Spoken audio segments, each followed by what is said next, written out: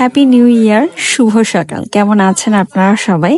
আমি আলহামদুলিল্লাহ ভালো আছি। আশা করছি আপনারা যে যেখান থেকে আমার আজকের ব্লগটি দেখছেন সবাই অনেক ভালো আছেন এবং সুস্থ আছেন। সকালবেলা ঘুম থেকে উঠে নাস্তা শেষে চা খেয়ে নিয়েছি। ডিসেম্বর মাসটা বেশ ভালোই যাচ্ছে, ঘুরে ঘুরে বেড়াচ্ছে। ডিসেম্বরের প্রথমে গিয়েছিলাম শ্বশুর বাড়ি, মানে ডিসেম্বরের শেষে।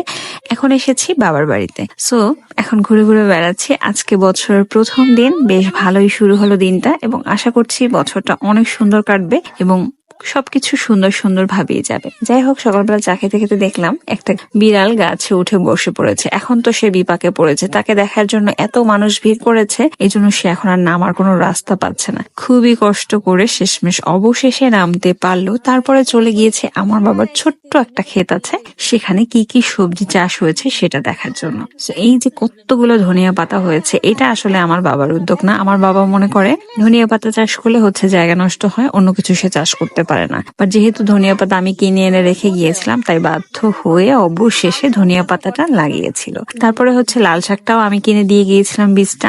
আদারওয়াইজ শীতকালে আমার বাবা সিম, লাউ, কুমড়ো এইগুলো হচ্ছে চাষ করে থাকে। বাট এবার আমার জন্য সেই অবস্থা নেই। এবার হচ্ছে লাল শাক আর হচ্ছে ধনিয়া পাতা, এগুলো তো অনেকটা জায়গা নষ্ট হয়ে গিয়েছে, যেহেতু খুব কম পরিসরে একটা জায়গা। সো এই জন্য হচ্ছে বেশি অল্প জায়গার মধ্যে জায়গাটা একদম কভার হয়ে গিয়েছে এই দুইটা শাকে। তারপরে এই যে আমার বাবার স্পেশাল সাদা বেগুন, এইটা হচ্ছে জগৎ বিখ্যাত, এটা 12 মাসই থাকে। এবার হচ্ছে দেখলাম এই যে লাল বেগুনও লাগিয়েছে, দুইটা লাল বেগুন হয়েছে এবং অনেকগুলো সাদা বেগুন হয়েছে। প্রথমে বলছিল বেগুনগুলো না কাটতে, বেগুনগুলো আরো বড় হবে। পরে যখন বললাম আমরা তো কালকেই চলে যাব, তখন বলে যে আচ্ছা আচ্ছা তাহলে বেগুনগুলো কেটে ফেলো, তোমাদের জন্যই তো রেখেছিলাম, ভেবেছিলাম বড় হলে খেতে পারবে। কিন্তু লাউ শাক গাছটা খুব একটা বড় হতে পারেনি। লাউ শাক গাছটা এই যে একটু একটু করে উঠছে মাত্র। অলরেডি লাউ শাক তো খাওয়া শুরু হয়ে গিয়েছে কেনা, যখন লাউ শাক বাজারে শেষ হয়ে যাবে তখন হচ্ছে নিজের লাগানো এই লাউ শাক খাওয়া যাবে। আজকে কিন্তু ভীষণ কুয়াশা, একদমই কুয়াশায় ভরা। একদম মনে হচ্ছে যেন আজকে মনে হয় সত্য প্রবাহ চলছে।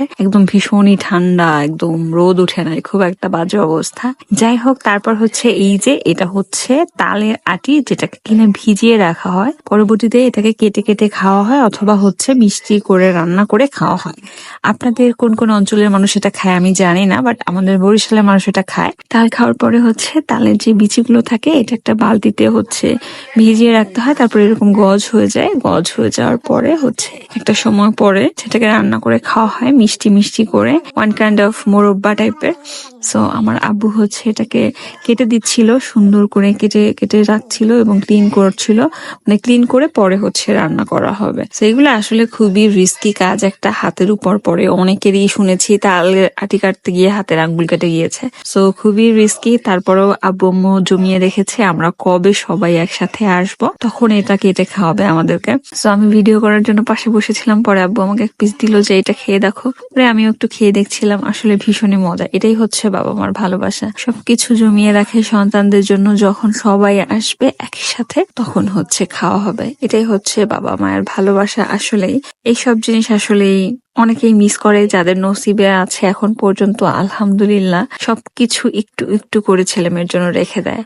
সো এইগুলোই আসলে ভালোবাসা। যাই হোক, আজকে এখানেই বিদায় নিচ্ছি। সবাই ভালো থাকবেন, সুস্থ থাকবেন এবং আমাদের জন্য অনেক অনেক দোয়া করবেন এবং আশা করি প্রত্যেকের নতুন বছরটা অনেক ভালো কাটুক এবং সুন্দর করে কাটুক, ঘুরে ফিরে আত্মতৃপ্তি নিয়ে বাঁচার জন্য আল্লাহ তৌফিক দেয়। সো আল্লাহ হাফেজ।